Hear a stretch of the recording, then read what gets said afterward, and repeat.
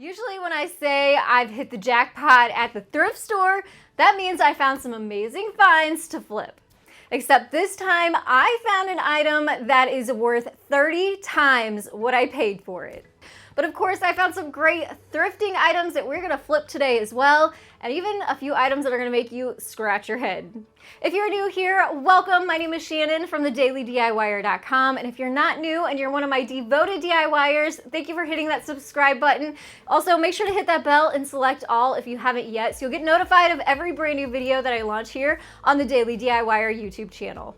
Now come on into the thrift store with me today. I'm gonna show you some of those finds, and then we're gonna get to thrift flipping. This is a different thrift store than the one I'm used to, so I was seriously worried that I was gonna walk out empty-handed, but as you can tell from my cart, I found plenty of goodies. This first item I walked by, and finally came back to.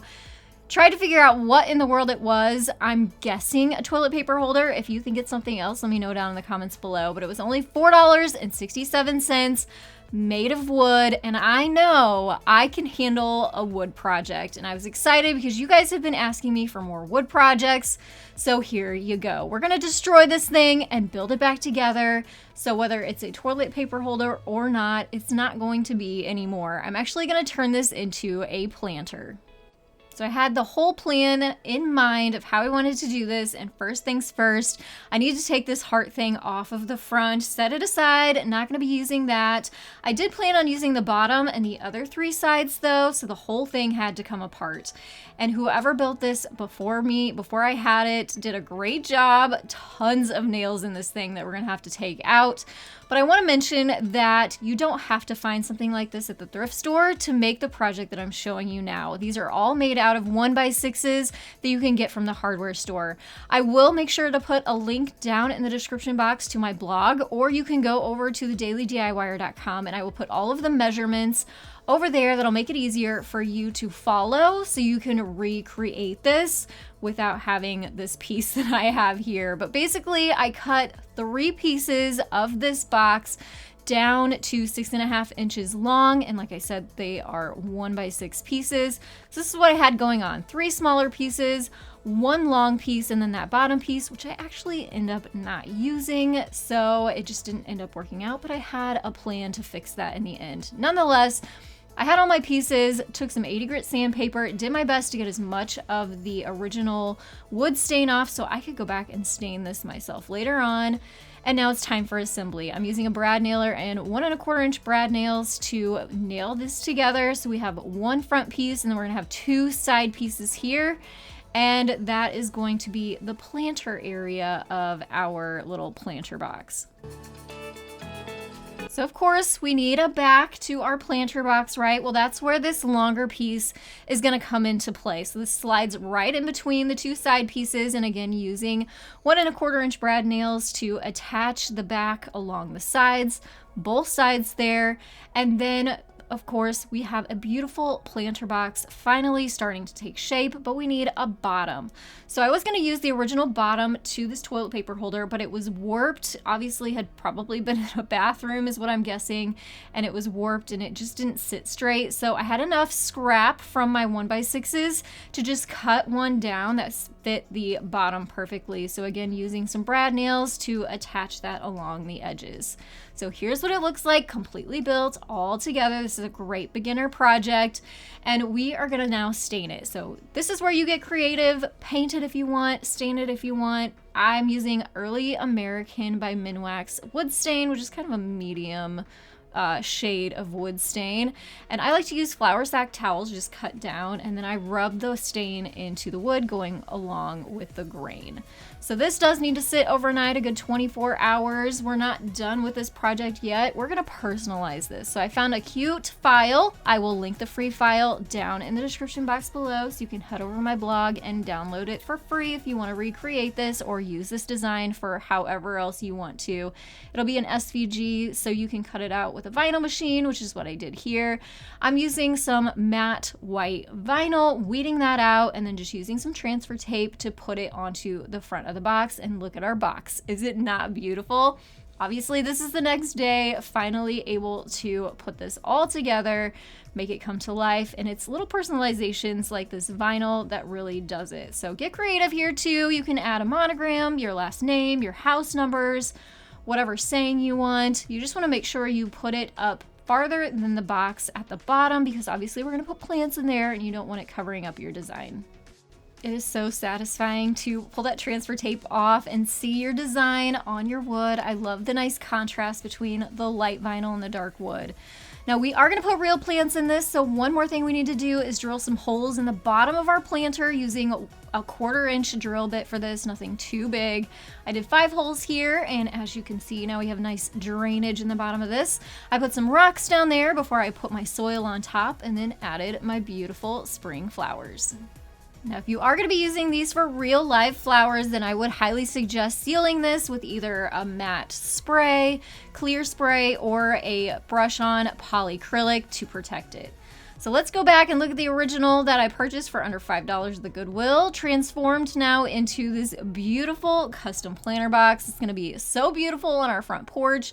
Now, the key here is me not killing those flowers, because I am terrible at keeping flowers alive, but I'm going to do my best. And in the end, we can always throw fake flowers in there too. Not a big deal to do that as well. And now I need your help and creativity. I kept these 2 pieces from the original piece.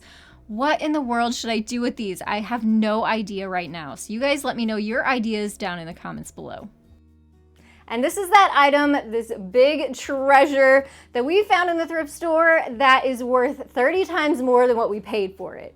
So what is it? It's actually a piece of luggage, probably obviously, but it's kind of more of like a travel case. So the inside has a nice mirror in it. It also has some great pockets inside, and even this plastic pearlescent divider, which was really cool. So we just basically grabbed it, took it to the front, purchased it, and didn't really realize what we had until we got home. So once we started cleaning it up, I realized that there was a tag on the inside of this case that had a style number on it. So a quick Google search brought up that this was actually worth and going for about $150. So what did we actually pay for it? Less than $5. Can you even believe that? So no, I'm definitely not gonna be thrift flipping this today. It is a vintage piece that is really, really neat that we'll probably just use to organize things, probably not to travel with, but it might make a really cool piece in my husband's office. So we're not gonna flip this piece, but we are this one right here. I found this really beautiful sea glass style vase that was only $10.77. It definitely gave off all of those high-end Pottery Barn Pier 1 vibes. So grabbed this. If you've never heard of a rechargeable light bulb before, I'm going to show you how that works now. Have you ever wanted some lighting in a space where you, number one, didn't want to hardwire anything, or you didn't have an outlet nearby to plug it in? This is your solution. It's a rechargeable light bulb where you literally have a USB port on there that you can just plug it in and recharge it. No batteries needed. There's also a remote with an on and off switch. It's got some timers and also modes that gives you options for the brightness of the light bulb, which I love. So why do we need this light bulb? It's because we're going to turn this vase from a vase into a lamp. So we don't have to drill any holes for a cord, and you're not going to see a cord running up the center of it. Super cool, right? And here's another tip and trick I want to throw in here. The Goodwill stickers are so awful and leave such a residue behind. And if you don't have any Goo Gone, grab some hand sanitizer. It'll take the stickiness off just as good. And it doesn't hurt to wipe the whole rest of your vase down with some Germ-X to disinfect it as well. And then we're gonna need also a lamp harp. You can find these at Walmart. I'll link one down below if you need one, but this one just kind of fits snugly in this vase, but you may have to do a little bit of rigging in here, adding some adhesive, something to make sure that it is in your vase or container really well. And then I literally just sat the light bulb right in the middle there and then sat my lampshade on top. How fun and easy is that? It looks so, so good. Like I said, still has that Pottery Barn high-end look. You could double it and use it as a vase later if you wanted, because you can just pop it off and take it all apart. But this is so pretty. You could even put some fairy lights in there, which I think would be pretty too. Now during the daytime, it was a little bit hard to show you how this works, so I waited until the evening time when it got a little bit darker so you could also see it in more dim light and the different modes and settings. I will make sure to link this light bulb down in the description box below in case you're in need of a gadget like this. At the start of this video, I said I'm also going to show you some items that make you want to scratch your head. This is one of them. I am you know we do Dollar Tree around here. We do a lot of Dollar Tree around here. This is obviously a Dollar Tree item, except they priced it at $2.79, more than twice the actual retail price. And again, same thing with this metal bucket. Obviously, Dollar Tree with a $2.79 sticker on it.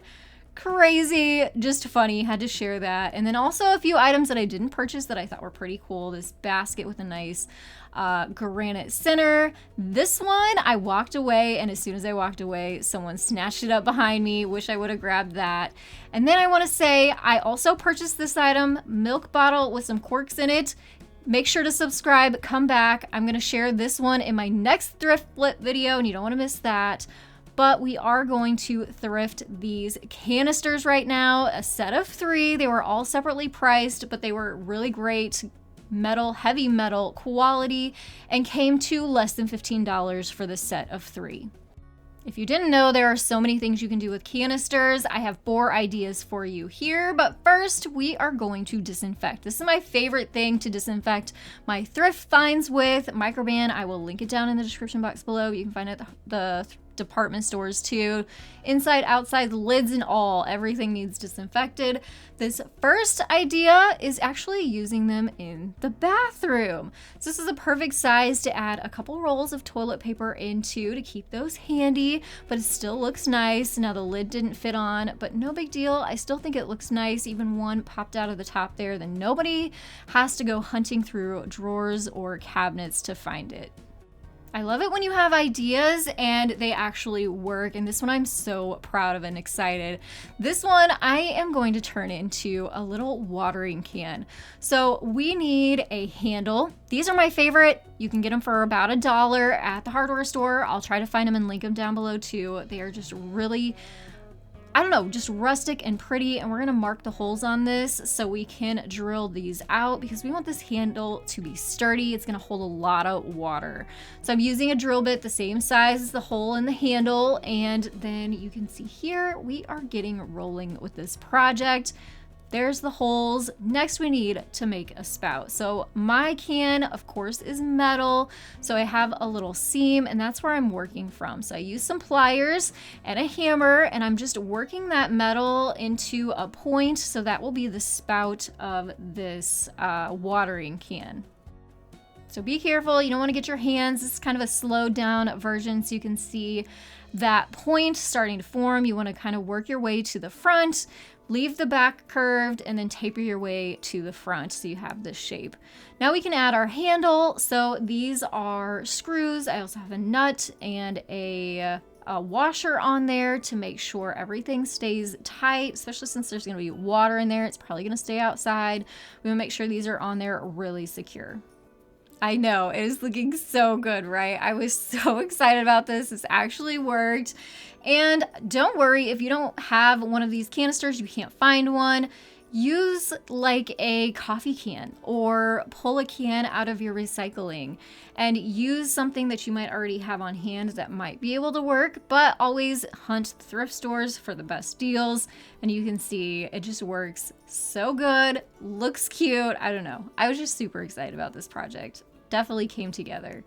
Let's do another one. This is the largest canister that I got from the thrift store, and I thought after I drilled those holes in the pitcher and it worked, let's drill like a ton of holes and make a really cool lantern. I wanted to create my own design, so I took some painter's tape and I'm taping off the areas where I want to put those holes. Then I'm taking a Sharpie marker and just marking where I want those holes placed. So it was kind of like a rim at the top and the bottom, so I added just evenly spaced dots around there. So I kind of had like a real simple design down there, but the middle is where the pizzazz is going to be. I wanted a star shape. I had this metal star from Dollar Tree, and I'm using that as a template, using my Sharpie to completely trace all the way around that star. And then I'm using my drill to start working on the design. So for the star, I did all the points, all the inside and outside points first, and then I went back in and kind of filled it in to connect the dots, and then worked on the bottom holes and also those top holes. It takes a little bit of time. It does take a little bit of muscle, but it's really not that bad at all. It goes pretty quickly if you stick with it and then wait until you see the finished product. It's not time for the big reveal yet, but here's what it looks like after all those holes were drilled in there. And now we can start removing all that painter's tape. Please be careful here. All of those holes are extremely sharp, and I should be wearing gloves here, so you can yell at me in the comments. I know, it'll catch you real easy, so be careful. We're going to add this push light, pop light from Dollar Tree for the inside here. It does take 3 AAA batteries. And then, yeah, you just push down, it turns off and on. Stick it down into your container, push it on, and then you can add your lid back onto the top to contain all that light, or leave it off if you want, whatever you want to do. And here is our finished lantern. How fun is that? So of course I showed it a little bit in the light. Now you can see it all lit up in the dark. And again, use a coffee can, use a soup can, whatever you have on hand. You can put a candle in here, fairy lights in here, Christmas lights in here. Use what you have first, and then if you need to, hit the Dollar Tree, save some money. Now we're not done with the canisters yet. I have some lids now that aren't being used, and I had this idea to turn it into a candle holder. So we're gonna take a glass taper candle holder from Dollar Tree and our good old E6000 and put some of that onto the rim of our candle holder, flip our lid upside down, and that little ball at the top just sat right down in there for me. And we're gonna center that, push it down, let it sit for a while, and we're going to spray paint it. So I like that galvanized metal look, so I have some galvanized metal spray paint. I'll link it down below too if you are interested in that. But we're going to just give this a couple coats so the whole thing matches each other, and here's what it looks like after it's dried. So I'm using this for a candle holder, using some rocks also from the Dollar Tree, but you can always hit your garden too if you've got some. And we're gonna just add those rocks in there, add a little candle on top, but you could use this for other things too, kind of like a tiered tray or a raised tray. You could put moss in there, you could put several candles in there, I don't know, get creative, but here is my version of this canister lid candle holder.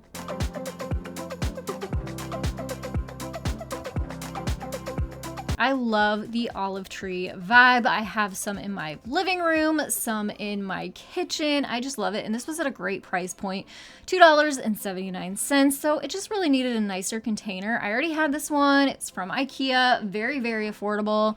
I've actually used it outside and put some plants in it, so it needed a good cleaning. And we are going to dress up this container with a mixture of some chalk paint and some baking soda. Why the baking soda? Well, it's going to give it some extra texture, which is a really sort of trendy look right now, and that's an easy way to get that texture look without high price tag or expensive paint. So I did 2 coats of that, set my little tree down in the planter, grab some Dollar Tree Spanish moss, and we're going to add that onto the bottom to cover up the pot. The trick with Spanish moss is you actually have to pull it apart. It's going to give you more texture that way, and it's going to go a lot farther that way too and save you some money. If you want, you can use a touch of glue to keep it in there, but really if it's gonna be sitting on a shelf, you probably don't need it. Just kind of tuck it in there and then it's good to go. It's very, very classy looking, very on trend right now. And it was a really quick, inexpensive, kind of use what I have in an inexpensive thrift store find to get this cute look. Now, I know I mentioned before that you need to hit that subscribe button so you can come back and not miss what I do with this thrift store find. There's 2 in this one, a milk bottle and the corks that are gonna get thrift flipped. And you also need to come back because I found this other cool looking basket thing that is going to get flipped too. So make sure to subscribe, hit the bell so you can come back and not miss those projects. Also, let me know which one of these projects was your favorite down in the comments below. Hit that thumbs up button, and also check the description box to links that I mentioned throughout this video. And as always, thank you so much for spending some time with me today, and I want to wish you all a very creative day.